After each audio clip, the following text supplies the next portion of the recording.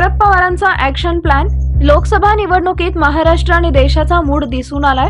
भाजप आणि नरेंद्र मोदींनी जनतेच्या विश्वासाला तडा दिला, त्यामुळे लोकांचा आता मोदींवर विश्वास राहिलेला नाही। महाराष्ट्रात भाजपचा ग्राफ खाली गेलाय, त्यांच्याबद्दल मराठी माणसाच्या मनात विश्वासार्हता राहिली नाही। भाजपला तर जनतेने पूर्ण बहुमतही दिलं नाही, त्यामुळे त्यांना एनडीए सरकार स्थापन करावं लागलं।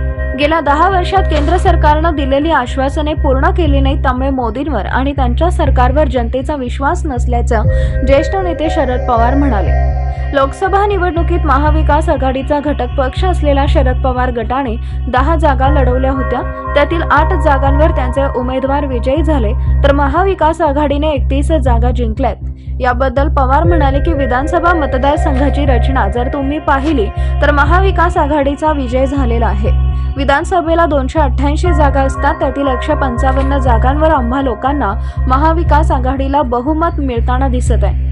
याचा अर्थ भविष्यात विधानसभा निवडणुकीला लोकांचा मूड काय आहे हे स्पष्ट झालेलं आहे। विधानसभा निवडणुकीच्या दृष्टीने आम्ही तयारी सुरू केली आहे, आम्ही पावलं टाकायला सुरुवात केली आहे, कारण लोकांचा मूड लक्षात आलाय, त्या दृष्टीने काम करणं आमची जबाबदारी आहे, असंही पवार म्हणाले।